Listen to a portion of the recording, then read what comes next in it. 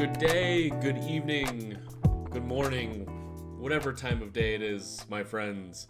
Welcome back to Salt City Hoops and giving you another podcast to bake in on the news and happenings and scores of the Utah Jazz and the NBA at large. I am Mark Russell Pereira, back again after a short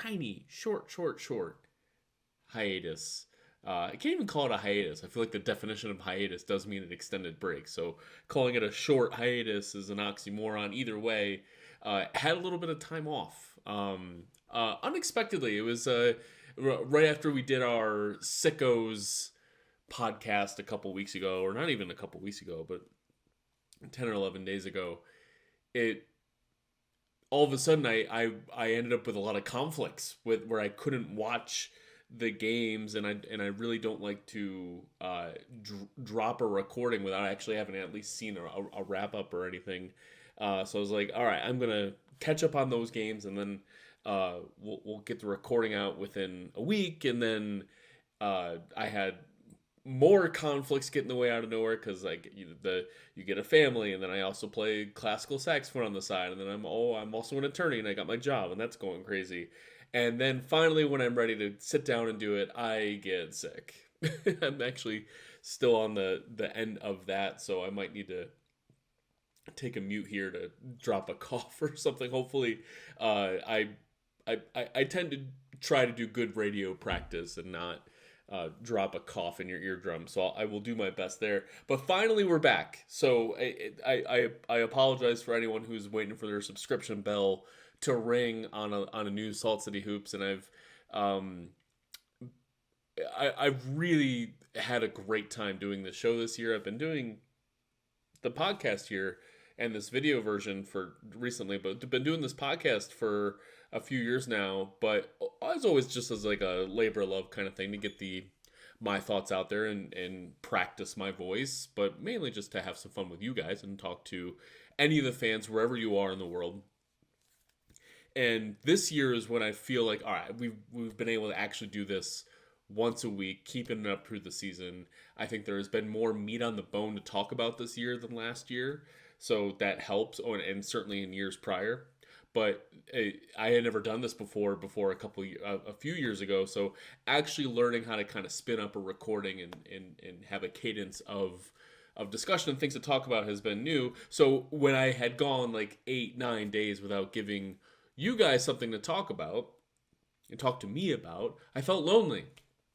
And I felt like I'm not letting anyone down necessarily, but I also want to make sure that, hey, we're going to finish the season strong no matter what random players the Jazz put out there, and no matter how many games they lose going to the end of the season. We're going to finish up strong and give you guys still a weekly show to chop on and talk back to me, because that's the whole point. I say this almost all the time for every recording. The point of me getting my thoughts out there is to not just be thrown at you, but also to hear back from you. I love, especially since I'm not in Utah, I like to hear back from fans wherever you are in the world on either things I say you disagree, agree with, friendly banter back and forth. So it's always great when people are subscribing and reviewing and liking the show, but also hit me up wherever, either in comments to the show on Spotify or YouTube. I'm not sure if, I don't think iTunes has any sort of commenting capability. I'm not sure if Spotify does either, actually. I think that actually might just be a review thing. But YouTube, we can have comments back and forth. But also, social media, obviously, you're going to find us everywhere. So, you'll find me personally on Blue Sky. I'm easy to find. Just search my name, Mark Pereira. Or just find whatever idiot is talking way too much about the Utah Jazz on Blue Sky. And then Salt City Hoops is over on Twitter. You'll find me or Dan will respond to any of your commentary there as well. And so having that back and forth is important. I think that's the most fun part for me, is hearing what your thoughts are. And I have strong opinions. I know how I come across. And I like to get course corrected. I also like changing my opinion about hearing new information or different perspectives. I certainly don't want to be a contrarian ever, but I'd like to hear if I'm So if I'm like way off base, I don't mind having a discussion here or there on things. So, and it's okay to disagree on things. Like it's okay for someone to have an opinion one way and someone to have an opinion another way, especially when we're talking about subjective things of opinions of players or the team direction and that sort of thing. But I do like to hear what the zeitgeist is, and maybe not. Maybe you're the contrary. I don't know. I just like to hear from people. So please, if you're enjoying the chat about the Jazz, I want to hear, especially as we get excited about the off season ahead and the very exciting competitive season going forward. I I love seeing the subscription numbers go up, right, on the podcast and YouTube and everything, because increased subscriptions make the algorithm recommend the show to more people who would be interested, like yourself, in the Jazz, and that's the goal of the whole thing. Like, where I'm not trying to rake in a paycheck here or anything. I want more fans to connect in ways that mean to you. So the more that you interact with the show, the more fans will find the show based on the overlord algorithms that be. So that's kind of like the whole point is put out content to meet more people. So that's why we're here. And speaking of the off season and the exciting things ahead, I also want to point you to two very cool things on saltcityhoops.com. So if you go to saltcityhoops.com, first of all, if you haven't been to saltcityhoops.com in a while, you will notice a very cool website redesign refresh that just looks crisp and modern and clean. My God, so many websites are ugly these days. You're riddled with cookie banners, which, as an attorney, I know why they're legally required in many jurisdictions. But we're not, Salt City Hoops is not collecting your data for any reason. There's cookie banners and advertisements and pop-ups like, oh, subscribe to the newsletter, whatever. It's such a clean website that doesn't have any of that crap. It's just a blog. We're just a blog, guys. So it's a very, very, very clean look. Go check out saltcityhoops.com. You're missing the redesign. You also would be wise to subscribe to some sort of RSS feed or whatever the modern equivalent is to make sure you're getting Dan Clayton's weekly Salt City 7, which is, I like to give myself a little credit for watching, being an NBA sicko and watching these bad Jazz games. I've always been floored with how much Dan finds in blowout games to write up his playbook summaries on certain actions that players are taking, especially like if it's a 35-point blowout in the fourth quarter. If the Jazz have players out there, we're going to find some things to talk about. And he brings up all the information you want, stats and interesting quotes and fun things and interesting numbers. The volume of a weekly column blog post from Dan every Monday, the Salt City 7. You're going to want to check that out. But the whole point of bringing up saltcityhoops.com and why you should check it out is our friend Zarin Ficklin over at Salt City Hoops has designed two little playground things for you guys. One is a lottery simulator. Now, while websites like Tankathon exist, and you can go to Tankathon and just do a quick little lottery summary, this is a Utah Jazz specific lottery prediction, prognostication tool, whatever. But it also includes daily schedule information that gets into granular things such as like, okay, if here's my schedule for today, here are the teams that are playing, and it highlights the worst teams in the NBA and what players are or are not playing for those worst teams. So you can get a real day-by-day perspective on what to expect for how the teams are going. And then you can simulate the lottery, and there are some Easter eggs in there for Utah Jazz fans. I think it's great. That was like so we released that first, and it was almost like a precursor for what was to come, because then Zarin dropped a fabulous free agency playground tool, or off-season playground tool, I should say, because it does include the draft, where you can make decisions for the Jazz on what to do this offseason.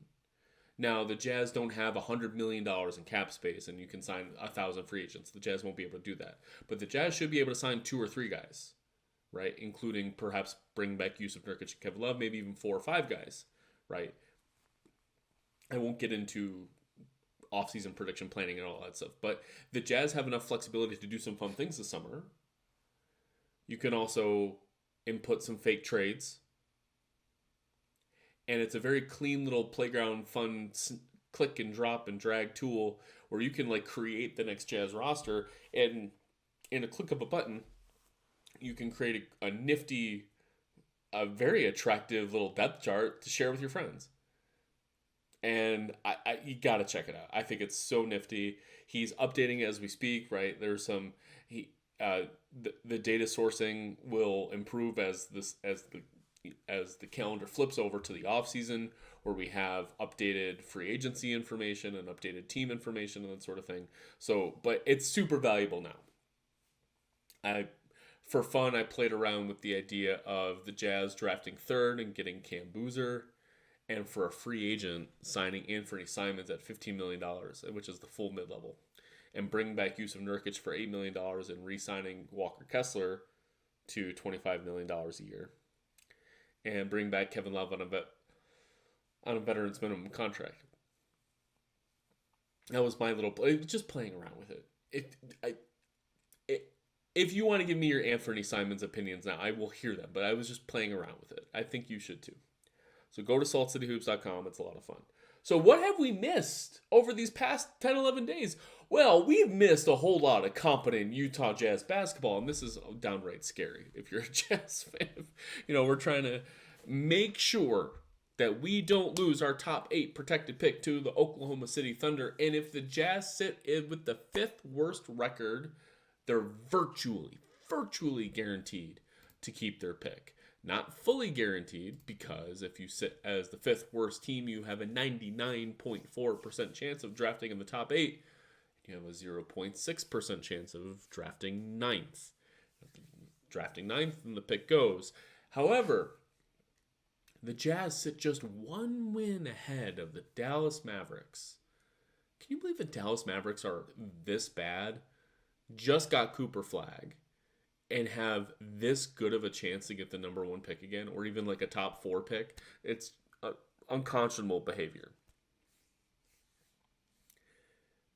Sure, they traded Luka away, and now they're really bad, and Kyrie Irving's out for the year, but it just feels gross. Anyways, the Jazz are 1 game ahead of them.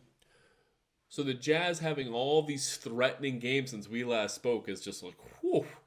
And it's not just been 3 or 4 games. Like I said, I've unfortunately missed a little bit. So we're talking. I'm recording this the night of the Jazz loss to the Knicks. However, the Jazz were winning by as many as 18 points against the Knicks at home.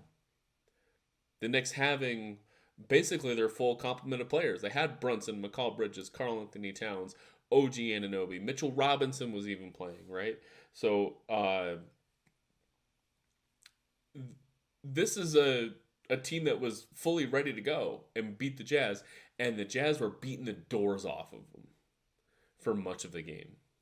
They were hitting threes left and right. So that's when we're recording this.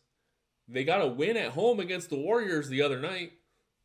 The Warriors quite depleted, and I was stunned to see how terrible some of their bench was. Those watching on YouTube see my University of Buffalo banner behind me. As much as I love Jonathan Nate Williams from the University of Buffalo, my alma mater, yeah, I don't necessarily think he's a guy you want playing 20 NBA minutes.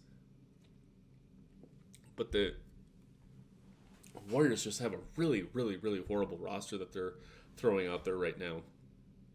Again, it's not just losing Steph Curry and Jimmy Butler. Like, the rest of their roster is just depleted garbage. They didn't play Porzingis in that game. So, it is what it is. The Bucks was a 14-point loss, but it was competitive throughout. Almost stole that one. Really dominated the Wizards on the road in Washington. Ace Bailey had a career high. We'll talk about that perhaps a little bit. And then very competitive games against the Sixers. They choked away a huge lead in the 4th quarter. Good for them. But, like, that choke was not, oh, shit, let's throw out 5 terrible basketball players and try to lose this game. They played a competent roster through the end of the 4th quarter, and they just choked it. So I mentioned a few weeks ago that the way you lose games is important as much as the losing of the game. And while I'm happy that the Jazz have been competitive, it's those sort of like fourth quarter collapses that do make you like head tilt a little bit to say, hey, who on this team when shit gets real next year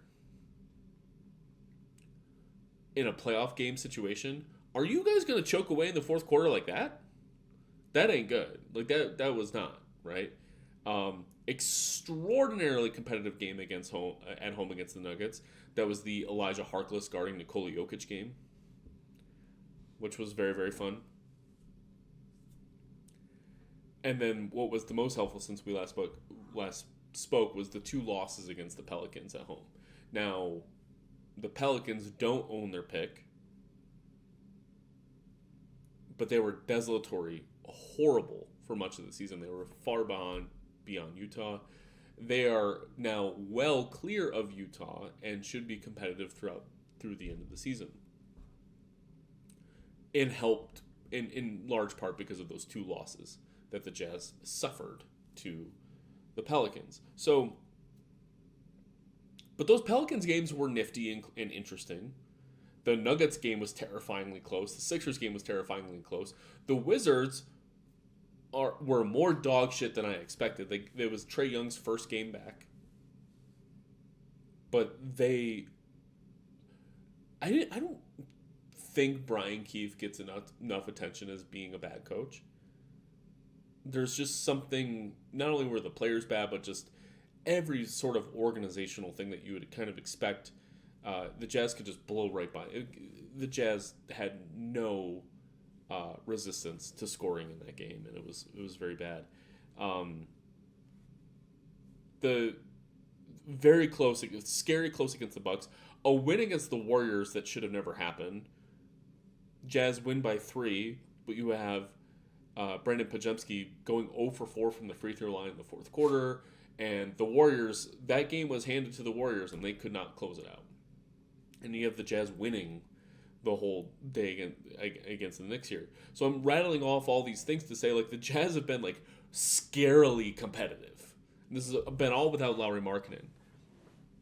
And Keontae George has only played in about half of these games.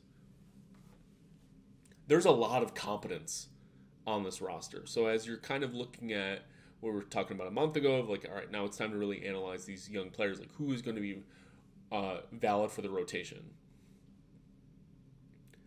These are the types of close matchups that you can point to and say, all right, who has been consistent during this time?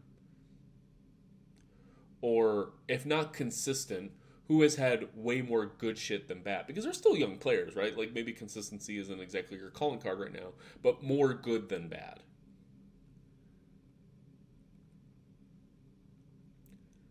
Right, I mentioned, half jokingly saying, okay, sign Anthony Simons at the mid-level as my example. Well, if Bryce Sensabaugh is good, then no, you don't. You look for depth elsewhere at a different position. Bryce Sensabaugh was incredible today against the Knicks. His shot quality, or his shot form was a lot faster today against the Knicks, and he had a couple amazing passes today. But otherwise, he's kind of been very, very, very inconsistent with more bad than good. Horrible shooting. And look, it was fitting that this happened on like the Jordan Clarkson night. Jordan Clarkson coming back to New York. I'll probably talk about that a little bit later too. But that's who he should be. That's the role that he should be trying to fill. And if he can't score well enough, then he's not useful. I think the player I've been most impressed by during this competitive stretch has been Ace Bailey. You're going to look at the game log and see some poor shooting nights. You're also going to see some astoundingly amazing shooting nights from Ace. Including, again, the career high against the Wizards, which, by the way, maybe might not mean as such after they gave up 83 points to Bam Adebayo. The Wizards are dog shit, man. Their front court especially. By the way, Alex Sarr was not awful against Bam Adebayo. He was not committing all the... So Bam Adebayo gets all those free throws and everything. Alex Sarr was not the one committing all those fouls. It was everybody else in the Wizards. I think something like Bam Adebayo drew 20 fouls in 22 minutes when he wasn't guarded by Alex Sarr, which is like it amounted to 36 free throws in 22 minutes when he's not being guarded by Alex Sarr. Unbelievable. So, but if you watch the tape back for Ace Bailey in that Wizards game, just all over the floor. And the shooting was on point. That's one thing. But the driving to the rim looked really good. And his athleticism is showing off, especially on fast breaks. His defense it comes and goes as far as like kind of if he makes a mistake or not. But he's trying all the time. I rarely see an Ace Bailey laziness issue on defense at all.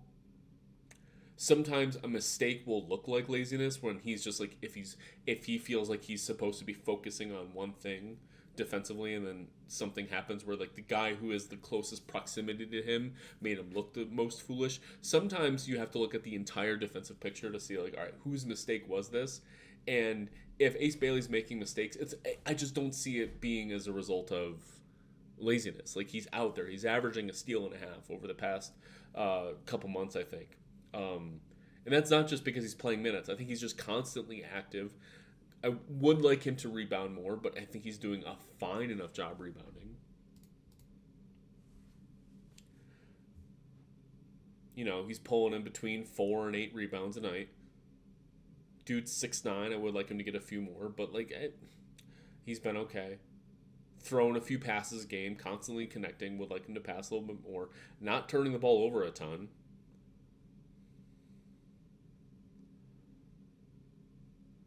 So if during this stretch, you know, if he's going to average 18 points and 4 rebounds, that's pretty good. 38% from 3. 44% overall field goal percentage, which isn't the best.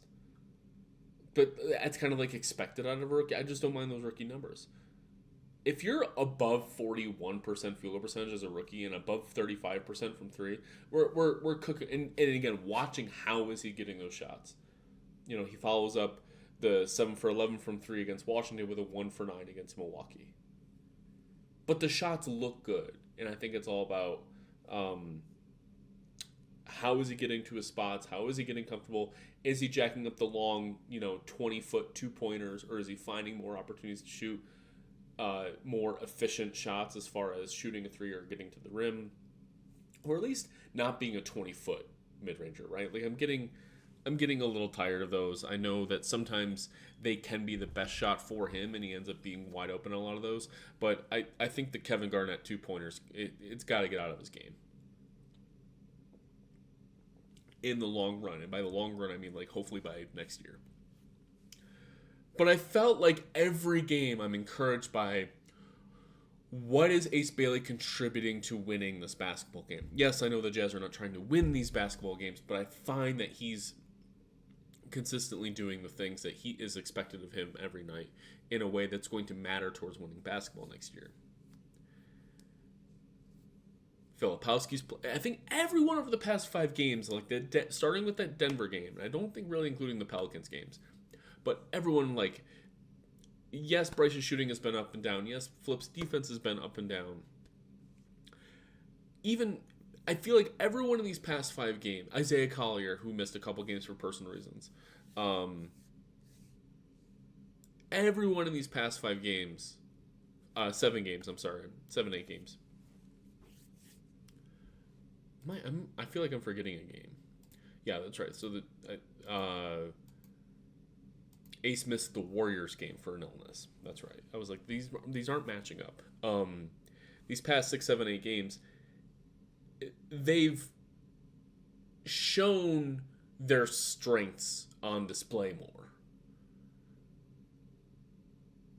Which all of these players, none of them are, except for Ace, which I just mentioned, none of these players are going to be starters or stars in the NBA. I think you can find some spot starter opportunities for Isaiah Collier. Maybe you find some spot starter opportunities for Bryce Sensabaugh. I don't think that's really in Kyle Filipowski's cards. It's certainly not in Cody Williams' cards. So if you take them as they are, as they're trying to carve out an NBA rotation role for 10 plus years as backups, but as viable rotation guys. When you're getting to the 6th, 7th, 8th, 9th, 10th guys on your roster, 11th, 12th, 13th guys on your roster who need to play regular season minutes or play some playoff minutes, they're there to fulfill their strengths. They're there for what they can do, not what they can't do. And what they can't do is why they're not starters, right? So if you're going to continue to be a rotation player in the NBA, yes, it helps if your negatives don't take too much off the table, but we really want, you're on the floor in a playoff game to give a positive. And maybe the team structurally can hide your glaring negative or something like that. But it's more incumbent on the player in a bench role to showcase their positives in a playoff format than necessarily remove the negatives in a specific moment. It's on the coach and the team just as much as it is on the player to hide a negative in a playoff situation. There's some strategy involved with hiding a negative. But showcasing your positives, that's way more in the player's control. Yes, the coach and the team around you can get a great shooter, a great shooting opportunity that's more wide open than not. Yes, there's always going to be basic things. But if you're a great rebounder, or if you're a great passer for your position, then you actually have to go get the damn rebounds or go make those good passes. That is actually on you to do those things. More often than it is, we're going to scheme up how you're going to get the rebound. Or we're going to do all the things necessary to make sure that your good passing is on target. Yeah, whether the player makes a shot is one thing, but if you're going to pass, your passing has to be accurate. So if you're known for good positives, then that's how you're going to get on the floor. Certain negatives can be bad enough that you don't see the floor, and that is in your control. But if your negatives are kind of small or workable in a team context, team will figure that out if you're given the positives. So haven't really quite figured out what Cody Williams is kind of bringing to a lot of this, but he's consistently playing these 38-minute nights with below average everything, and I'm starting to see some regular season filler minutes for him. I kind of mean that complimentary because I mentioned last time that I don't know if you pick up his option. I still don't think you pick up his option for his 4th year. Obviously, he's under contract for next year. I'm talking about the 4th year option decision that has to be made in October. But I'm seeing with his cutting and his smarts that he is more reliably showing his smarts and cutting, whereas before it wasn't reliable night to night if you were going to consistently get those positive smart moments from him. Sometimes he would just be a wallflower for too much, and now it's like 3, 5, 7, 8 times a night you're seeing Cody Williams make a smart play. Cody Williams make a smart play. Can you scheme around? Now, if you're thinking like, okay, if he's doing these positive things, can you scheme around the fact that he can't shoot? Can you scheme around the fact that he's not really a good dribble, drive, mover guy? Maybe you can. Bryce Sensabaugh's shooting has kind of been up and down, but love what we saw in New York, in the New York game today, and I felt like having a quicker shot release really helped. I don't know if those things are correlated or not. I like to see that going forward. And as we kind of saw last year, and I know a lot of this is in taking situations, but today against the Knicks was on a taking situation. Kyle Filipowski getting regular minutes is making him a tougher player.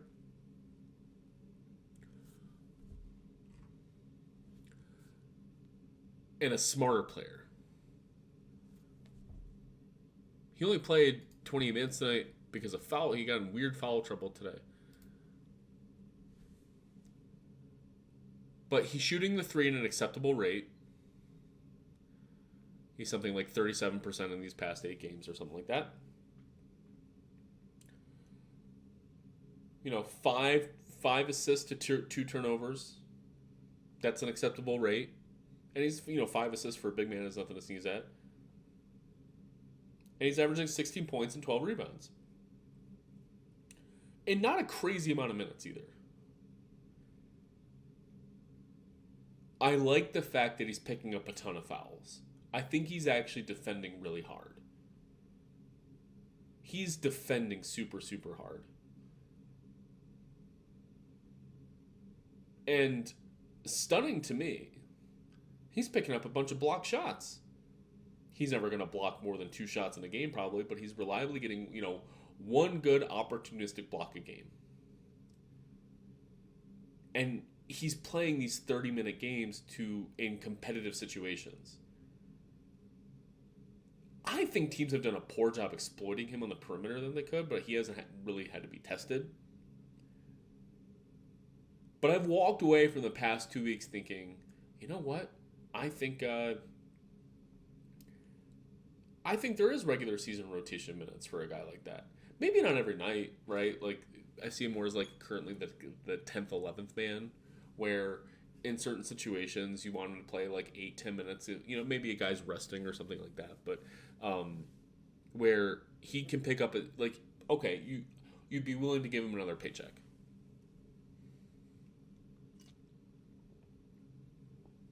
So I think that he's reliably going to have his non-guarantee picked up next year. And I mentioned Bryce with the up and down shooting. I feel like, and Isaiah Collier. He missed a couple games for personal reasons and an illness. Nothing's really changed with Collier, I think, over the past couple weeks. Backup point guard who can make a bunch of basic passes really well, commit some dumb turnovers. By the way, Bryce Sensabaugh's turnovers has been awful lately. It's not so much the quantity, but Bryce Sensabaugh does some really dumb things like twice a game as far as losing the basketball is concerned. But Isaiah Collier, backup point guard, making the passes, can't shoot, that's okay, gets to the rim, learning how to play defense. Maybe he'll never learn how to play defense. We'll see. But Collier's stock hasn't changed. Filipowski's stock has gone up. Cody Williams' stock has gone up a little. And Bryce Sensabaugh is pretty much unchanged of those 4 guys. But I think Ace Bailey's stock has gone way up. I think you've got to be very, very impressed over what you've seen. And all that to say is the Jazz, it's as much as you want to... Yeah, this has just been such an ethical tanking segment for the past few weeks. Like, the Jazz were like the poster child for unethical tanking. And I've already commented that I think that they were unfairly targeted for the ethics of the whole thing, the integrity of the tanking. When you have much, much, much more brazen situations happening in the league, like whatever dog shit team, I've said that word 3 times now, probably get flagged for it now, that the Wizards put out. They're like Angel Reese has a brother. I didn't know that. Julian Reese, I think. The Wizards randomly signed him and he got 20 rebounds in a game. I've never heard of this guy in my life. They're signing players I've never heard of. Now the Jazz did that today. I'll talk about him in a second. But there's so many other... And Trae Young has been healthy to play for weeks now, right? And he isn't. And when Keontae George was healthy enough to play, he got to play in the games. So in this ethical stretch of basketball, the Jazz have been very, very competitive. I think they won a scary amount of games by winning against the Warriors and winning against the Wizards and eking out losses when they could. But you watch these games, man, and I can't help but have fun, man. I'm rooting for success, even if I am rooting for an L at the end of the day. So the success of the team has been really enjoyable over the past few weeks and has given us as Jazz fans a little bit more of a head tilt towards these young players. Like, maybe you are the 8th through 12th guys in a rotation next year. Or are we using our mid-level exception to sign someone over you to play your spot? Is there a consolidation trade for the Jazz in the future where instead of having all these guys sit at the end of the bench, you package up Sensabaugh and Filipowski for something else, right? We'll see. We'll see. I've been encouraged by it. Now, as far as most recent news, on a helter-skelter kind of cherry-picking fast break situation, Karl Anthony Towns was about to get a fast break dunk, and Keontae George kind of sprinted real hard to try to catch him. And props to Keontae for his transition defense has actually been kind of interesting since he came back from injury. A really high effort guy. But he goes to try to disturb Karl Anthony Towns' layup on the fast break, and he immediately and aggressively pulled his hamstring. Now, my immediate thought when I saw him, he pulled his hamstring and just went straight to the locker room, grabbing his thigh. Back of his thigh, right? My immediate thought, I can't lie, guys. My immediate thought was, oh, thank God. Guys, I cannot hide my true thought when I thought the Jazz they were still winning against the Knicks at this time. And given how competitive the Jazz have been with Keontae playing a lot of these games, Keontae did not play in the fourth quarter of the win over the Warriors. I thought the Jazz were going to get fined again for sure. Keontae played in the first three quarters. It was a competitive game, and he didn't play in the fourth quarter. I was stunned that the Jazz didn't get fined. The Jazz closed that game. The win against the Warriors, if anyone's upset about that win against the Warriors, they closed that game with John Conchar, Cody Williams, and 3 two-way guys. Elijah Harkless, Hinson. I keep wanting to say Blake Hinson. It's not. I don't know why I struggle. Nate. There's 2 guys that I keep conflating their names. Blake Hinson. I'm confusing him with Nate Hinton. Yeah, Nate Hinton, who currently plays for the Memphis Hustle in the G League. Okay, so I'm not crazy. Yeah, and he played for Houston a couple years ago. So Nate Hinton, Blake Hinson. Okay, so Jazz closed the game with 5 horrible players, and they still managed to win that game. So props to them. And I thought Hinson looked quite good in that one. Elijah Harkless also still, I think he had a career high in points or assists or something like that.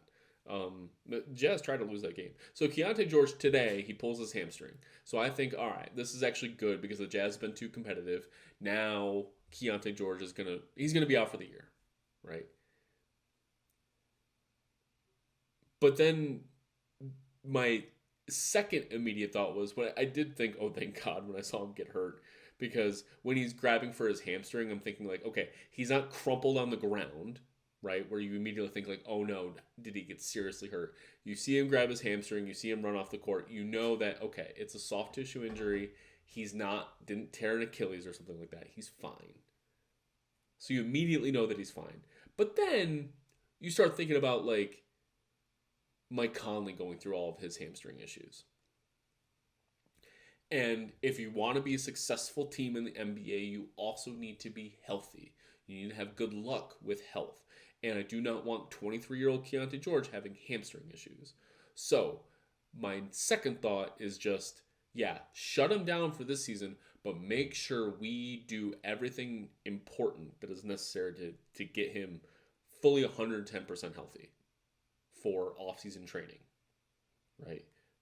And that could look different in a lot of different ways. So we'll see. So Keontae George, he's going to be out for the year. Absolutely going to be out for the year.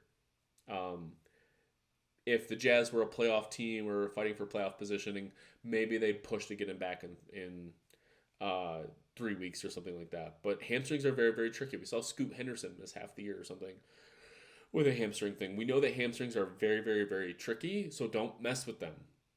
If you have hamstring or calf issues, get them fixed. So The Jazz will tell the NBA, look, we gotta fix his hamstring. But only like half jokingly. It's a very serious injury to make sure that you manage and get back fully healthy. And the Jazz will be very cautious, not as a joke or not for tanking reasons. I think any reasonable team would do this and try to be as delicate as possible. The Thunder are being as delicate as possible with Jalen Williams' hamstring issue. I believe it's a hamstring issue. I'm going to check that real quick. I'm pretty sure it's a hamstring. He came back for 2 games, right? And yeah, he's got he came back for 2 games and hurt his hamstring. They're just being very, very, very delicate about it. They probably won't come back until the playoffs. My fantasy team is crying because of it, because he's one of my good players. Having a down fantasy year, though, for sure. So, Keontae George is out. We also signed a random dude to a 10-day who played 25 minutes today. So, everyone say hello to Anderson Garcia. Anderson Garcia was signed yesterday, or like either last night or this morning, to a 10-day contract. He played 25 minutes tonight, alongside the rest of our rotation players, right? So, Anderson Garcia is averaging 10 points in the G League right now for Mexico City. He graduated from Texas A&M a couple years ago. He is a small energy forward. They list him at like 6'8" or 6'9". He looked way smaller than that out there. He looked like a 6'6" guard playing power forward. Matched up against Mitchell Robinson for a huge stretch of the game. He is an energy forward. That's what he was in college. That's what he is now. He averaged 10 points, 10 rebounds in the G League. I mentioned that. Something like 17 points and 10 rebounds for his recent stop in some non-G League international league. Does not have a Wikipedia. Did not even have his picture on his G League website. Right, the Mexico City Capitans did not have his picture on their G League roster. Why are we signing this guy? I'm not really sure I see the point. So he's out there today. Just real quickly. In 25 minutes, he did have 9 rebounds. Again, he's an energy guy. Had a steal, had a block. He got his first ever NBA basket on a fast break. Fast break outlet pass from Kevin Love was his first NBA points. Gotta love it. But he was real helter-skelter with the basketball. He did not look like an NBA player in my eyes. But congrats to him on his 10-day and his first ever NBA points. Good for him. So we'll see where Anderson Garcia ends up on this team. Or if he'll just be another blip in the NBA minutes radar. So, competitive, ethical Jazz basketball recently. And I've been really, really, really tickled with Ace Bailey. Moderately kind of encouraged that Kyle Philpotts can have a rotation role. And Bryce Sensabaugh, you got the rest of the season to see how your 3-point shooting is going to turn around, because he's shooting 27% in the month of March here from 3. 6 of 11 tonight, which was great, but it's got to be way better. We'll see. And not really a lot of change for me on Cody Williams. So, what else? Gotta mention that today was Jordan Clarkson's return to Utah. And I think he had a season high in points today. I actually have to look at this real quick. So he scored 27 points, right? 27 points in 26 minutes. He missed his first 3 or 4 shots, and you thought oh man, first game back in Utah, and he's gonna throw up a real crummy performance. But then he ended up finishing 10 of 15 from the field and 3 of 5 from 3. 5 offensive rebounds. 3 of them were on one stretch where he slapped out a couple. But 27 points in 26 minutes for Jordan Clarkson. I'm going to look at his game log real quick, because I believe that's a season high for him. Has a 25-point game in here. No, this is a season high. He scores 24 points against Miami in November. in a 25-point game against Cleveland on Christmas Day. That was that comeback win. That was right. That was the comeback win on Christmas Day where he and Tyler Kolek looked really, really good in a comeback. And then 27 points today. He has been he's been buried on the end of the bench for Mike Brown in recent weeks. He had a very cryptic Instagram post about it. I still follow my dude Jordan Clarkson. And I think he was a little upset that he was getting PT. Well, he gave him his flowers today. Remember, we traded. So I want to do a quick little ode to Jordan Clarkson here. I have a piece that I've written about him, and I just haven't finished polishing it, but maybe I'll finish it up. But the Jazz traded Dante Exum and 2 second-round picks for Jordan Clarkson in December of a year where, like, trades don't really happen in December very often, right? That's not really when trade activity happens. But I think at the time, the Jazz were just getting not what they wanted out of Dante Exum, coming back from his 8,000th injury, and Quinn Snyder didn't really trust him for his own Quinn Snyder issues.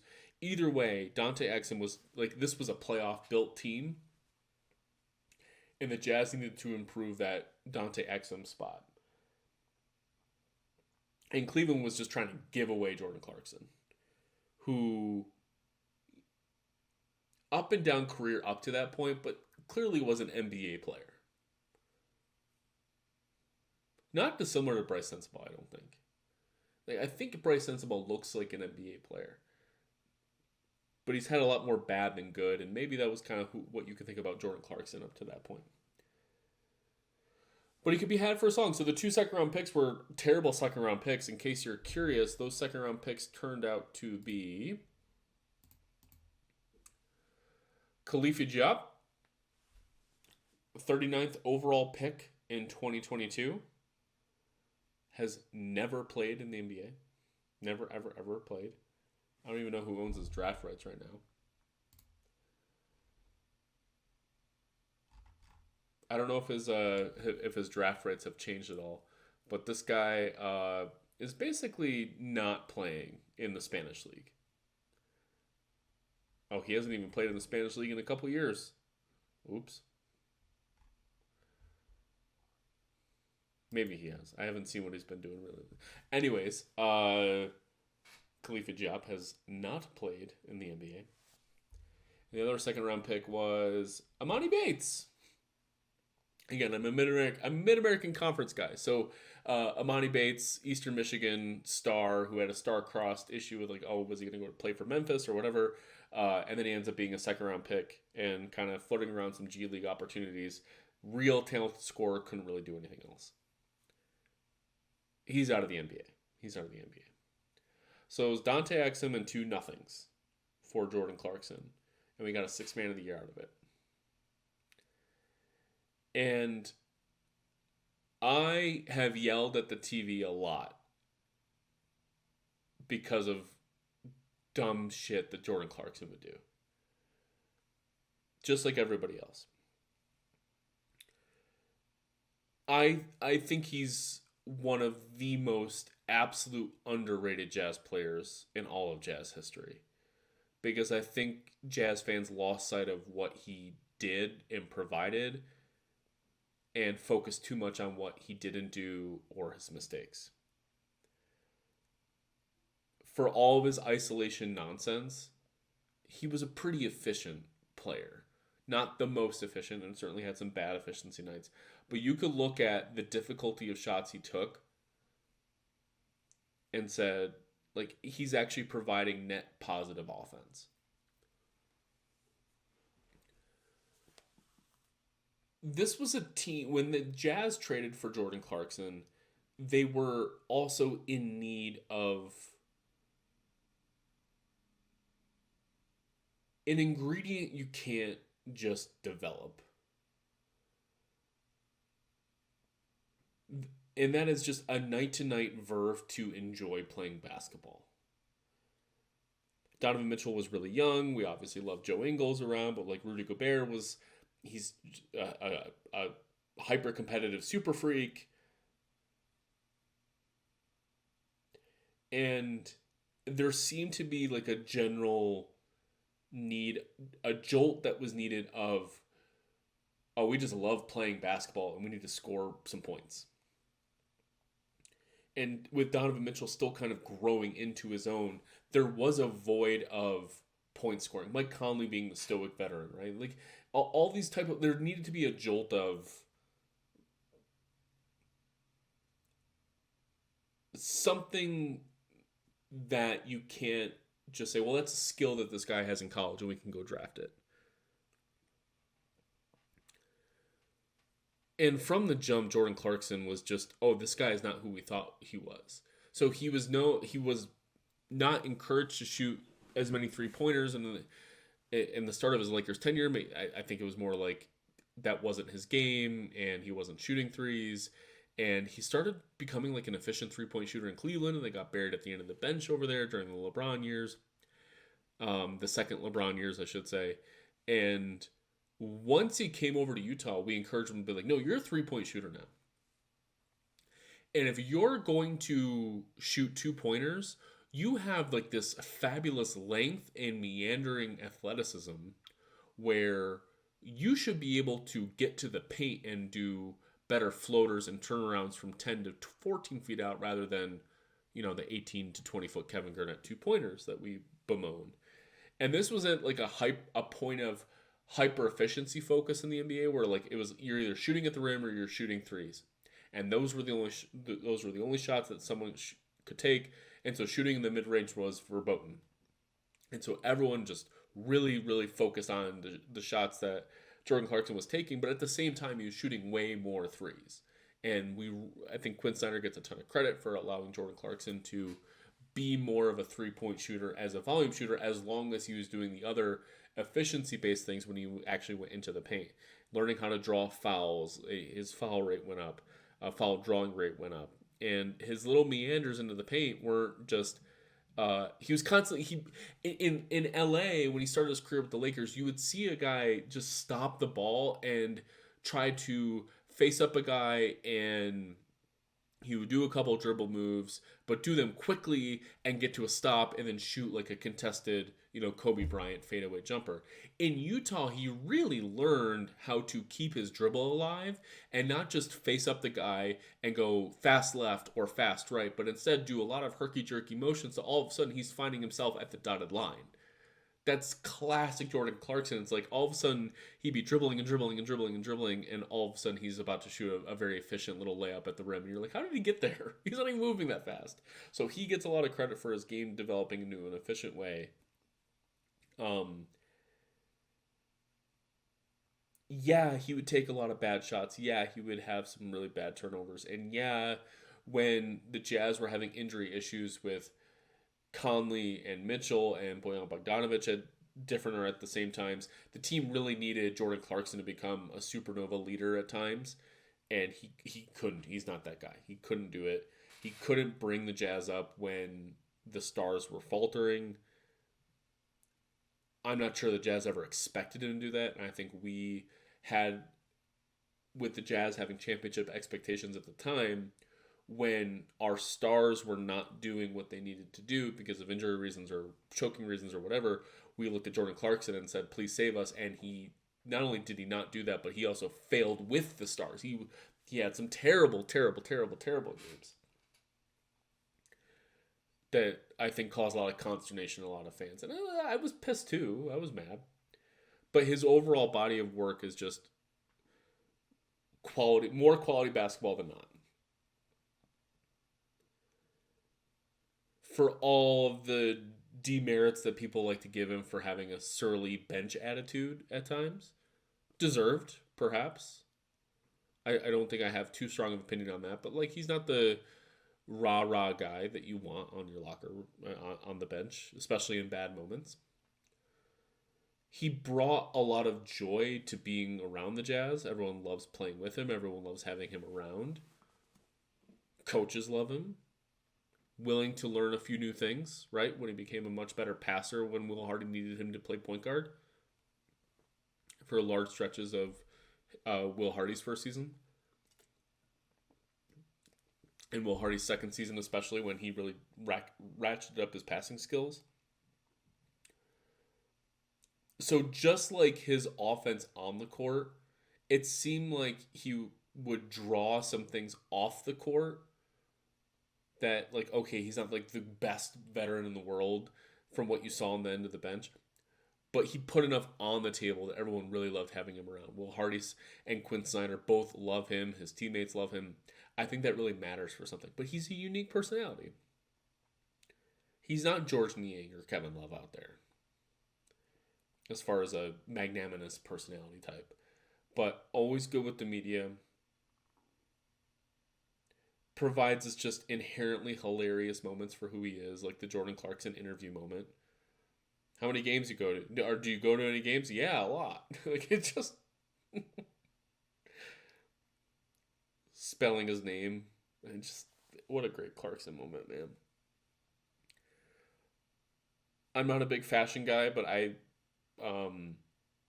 you gotta respect a guy who is always on like the most outlandish end of things. But you could tell he's not doing the way Kyle Kuzma does it. Like, I actually am a fair bit of a fashion guy, but I'm not a sneakerhead. I'm more of a formal menswear kind of dork. So to be a formal menswear dork, you also have to kind of like understand like the point of like a Tom Ford fashion show of like the ridiculous outfits that they wear to Fashion Week or something like that. No one would ever wear that, but it's like the artistic design leads into actual more formal outputs. Anyways, you can see like Jordan Clarkson's stuff was never outlandish as much as it was, hey, this is a piece of the fashion industry that leads into the everyday home that I've just always appreciated. I think he's great. He's a cool guy.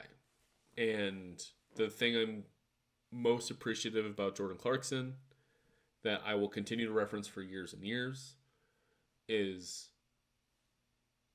he is a person in the NBA who is unequivocally one of the coolest cats in the NBA. One of the absolute most badass dudes. Jet setting, fashion forward, cool guy. You know, and his scoring archetype is cool. He just drips cool.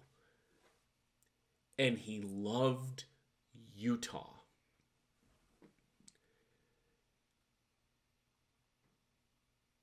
And he made Utah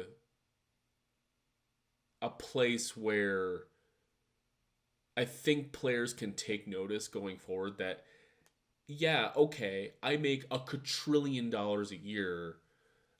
Can I live and breathe and work in a place where I can focus on preserving my $1 quadrillion and focus on basketball and have a very, very relaxed environment to do so, and everything is beautiful, and then I can still be this worldly person.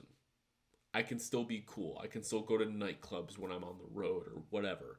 Like, I don't necessarily need to live in New York. I don't necessarily need to live in LA to do all the things that, like, Jordan Clarkson could do. You can do it in Utah. And having a cool person prefer Utah, after all the shit that we've been through, nightlife and all that good stuff, having someone choose Utah, which he chose Utah, he re-signed with us, right? We didn't just trade for him and that was that. Like, he re-signed with Utah. And he spent 6 years here.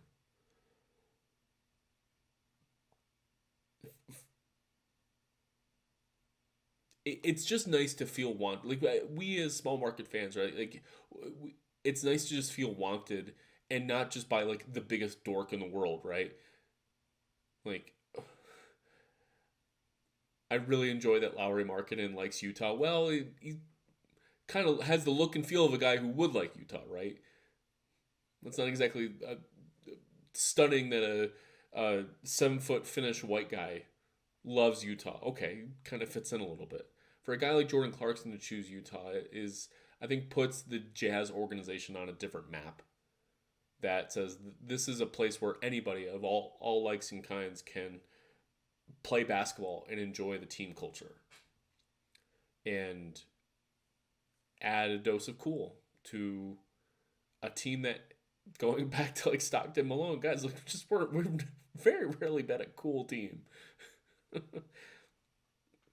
And it's felt good. I liked having him around. I think he probably spent 1 year too long in Utah. I think after those first 2 years, we just didn't need to have Jordan Clarkson around for the super tank year last year, and I don't think I've ever seen Jordan Clarkson sadder than I did last year, and maybe that's also perhaps giving a little sour taste in a lot of fans' mouths. He looked awful last year, both on court, but also when he wasn't playing, he would just sit by himself at the end of the bench, like even more kind of isolated than normal. He would just kind of show up and kind of exist, and being that isolated was not like him. So he probably stuck around one year. We should have. I mean, he had 2 years left, so you don't necessarily want to buy out a guy with 2 years left. But we should have found, and his contract was big enough that Utah would probably have to attach a second-round pick to get off of him in general. And I don't think the Jazz they didn't have the wherewithal to do that. So they were willing to wait until the offseason, and offloading his expiring contract would have, I think teams were asking for like multiple second round picks to offload his 15. I think it's making something like $14 or $15 million as an expiring contract. Yeah, it's a lot of money to take on.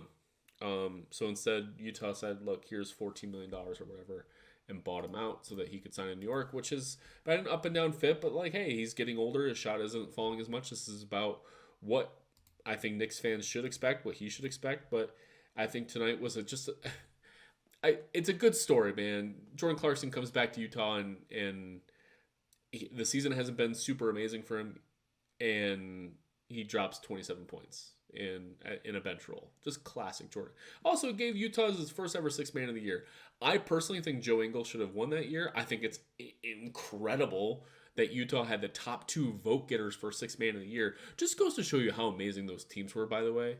Like, the Jazz really fumbled a good championship opportunity with that team, but to have 2 Sixth Man of the Year candidates on the same team, the top 2 candidates, I think Joe Ingles did more defensively, passing, and his net rating and all that good stuff was better than Jordan Clarkson, but and Jordan Clarkson won the award because voters are going to vote for yay points. But Jordan Clarkson was a deserving Sixth Man of the Year winner that year. Should be top 3 on anybody's ballot. He was, second on my ballot that I don't have, but like on my imaginary ballot. And yeah, I'm seeing here that Clarkson was a $10.6 million buyout. So just glad he's still around. He's going to be in the NBA for a few more years. Would love to hear what you think about Jordan Clarkson. I just settle on, he gave me way more joy than not. Culturally, very impactful to the Jazz. Sixth Man of the Year award that will never die. And just amazing media presence and in person. I think he's a cool guy. He's basically sits with Derek Favors for me on my ranking of how much does this player mean to me in a positive way. I think he's around Derek Favors. Derek Favors, quiet guy, impactful guy, great player, just not a super great player and not as culturally iconic, if you will. But we love Faves. Obviously, Faves is cool. Had a lot of great moments with the Jazz. Not sure who I would rate higher between Clarkson and Faves, but that's kind of where I'm at. And both of them sitting below the Boozer, Okur, Kirilenko kind of tier, personally. So that's it. All right. So great stretch of ethical basketball for the Jazz. We'll be back next week with another Salt City Hoops covering what will be Keontae less. Hopefully he's okay. Not a super long-term injury, but he won't be playing. We'll see what other random 10 days the Jazz will dig up as we fight to keep our fifth position in the standings, fifth worst position in the standings to keep our draft pick. But we got 16 games left. Let's see what happens. My name is Mark Pereira. Please find me on Blue Sky. Please find the Salt City Hoops account on Twitter. Go check out the website. Go check out those free agency and lottery tools that I mentioned. Got so many cool stuff. I love hearing from you. So please let me know what you think anywhere. Find me, talk to me anywhere. Love to hear from you. Okay. Good night, friends.